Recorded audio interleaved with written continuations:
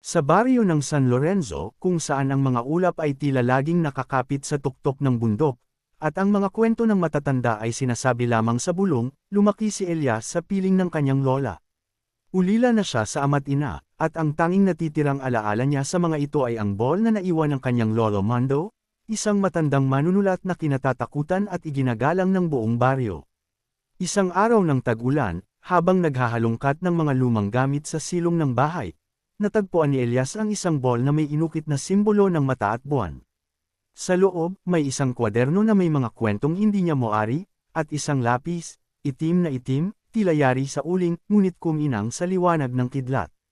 Kumuha si Elias ng papel at sinubukang isulat ang isang simpleng kwento. May isang ibong asul na marunong magsalita. Bago pa niya matapos ang pangungusap, narinig niya ang kalusko sa bintana. Nang sumilip siya, isang ibong asul ang damapo sa kanyang paamano, at sa nakakagulat na tinig ay nagsalita, "Salamat sa pagkabuhay." Namilog ang mga mata ni Elias. Sa gulat, pinunit niya ang papel at nawala ang ibon sa isang kisap mata. Hindi siya nakatulog ng gabing iyon. Kinabukasan, dinala ni Elias ang lapis sa paaralan at sinubukang gumuhit sa kanyang kwaderno. Gumuhit siya ng isang candy, at ilang saglit lang, isang totoong candy ang gamulong mula sa loob ng bag niya. Nagpatuloy siya sa pagsubok, lapis, papel, imahinasyon. Lahat ng maisip niya, nagiging totoo. Ngunit may kapalit. Sa bawat guhit, parang may nararamdaman siyang humihigop ng kanyang lakas. Sa bawat salitang isinusulat niya, may malamig na hangin na umiikot sa kanya, tila may nanunood mula sa dilim. Isang gabi, habang sinusubukang isulat ang kwento ng kanyang ama't ina na hindi niya kilala, biglang lumamlam ang ilaw sa silid. Lumitaw ang isang anino sa likod ng kurtina. Dahan-dahan itong lumapit at nagsalita. "Bakit mo ginayang ang mga alaala na dapat nang nakalimot?" Tumigil sa pagsusulat si Elias. Nangangatog sa takot, tinakpan niya ang lapis at isinara ang kwaderno. Kinabukasan, nagtungo siya sa lumang bahay-aklatan ng baryo. Doon niya nakilala si Aling Diday, ang matandang tagapag-ingat ng mga aklat na pawang luman at nababalot ng alikabok. Ipinakita ni Elias ang lapis. Nagulat si Aling Diday. "Hindi yan ordinaryong lapis, iha, aniya. Yan ang lapis ng paghuhugot, isang sinaunang gamit na pinagpasa paahan ng mga manunulat na may kapangyarihang bumuhay ng salita. Ngunit may sumpa rin ito. Sa bawat likha, may nawawala." "Nawawala?" tanong ni Elias. "Kaluluwa, o alaala, o minsan, buong pagkatao." Ipinakita ni Aling Diday ang isang aklat na may pamagat na ang tinta ng dilim. Doon niya nakita ang larawan ng kanyang lolo, at sa huling pahina, isang babala. Ang huling gumamit ng lapis ay nawala ng parang bula, at iniwan ang isang kwento na hindi dapat mabasa ni Newman. Dahil sa takot, pinilit ni Elias na itago ang lapis. Ngunit tuwing gabi, naririnig niya ang tinig ng kanyang mga magulang sa kanyang panaginip. "Anak, tulungan mo kaming maalala." Nakita niya sa panaginip ang isang kwaderno na may pamagat, ang lihim ng pamilya Marcelo. Hindi na siya nakatiis. Gamit ang lapis, sinubukan niyang isulat ang alaala ng kanyang mga magulang, batay lamang sa naririnig at nararamdaman niya.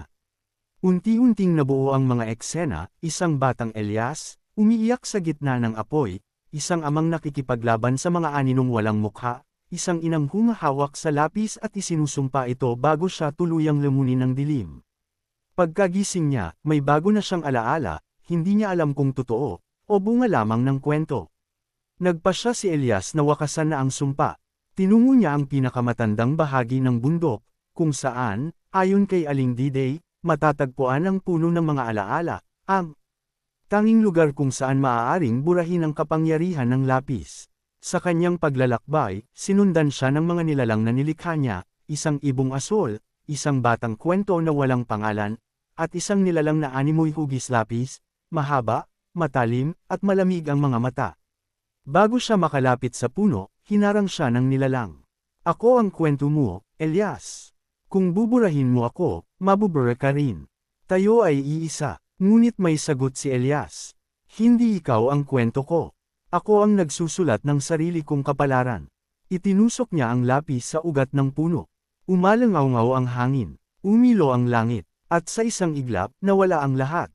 Nagising si Elias sa kanyang kama, tila isang panaginip lang ang lahat.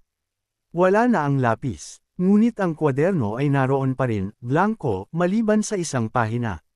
Ang tunay na mahika ay nasa puso ng manunulat, hindi sa gamit niya. Maging tapat sa iyong mga salita, at mamumuhay ang katotohanan. Mula noon, naging isang simpleng manunulat si Elias. Hindi na niya muling hinanap ang lapis.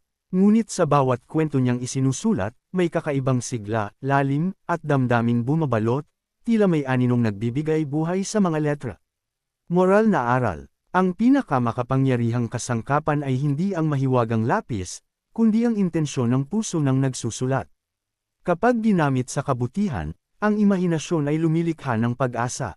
Ngunit kapag ginamit sa kasakiman, maaari itong maging simula ng sariling pagkasira. Please subscribe at like sa channel na ito. Malaking tulong ito sa channel. Salamat!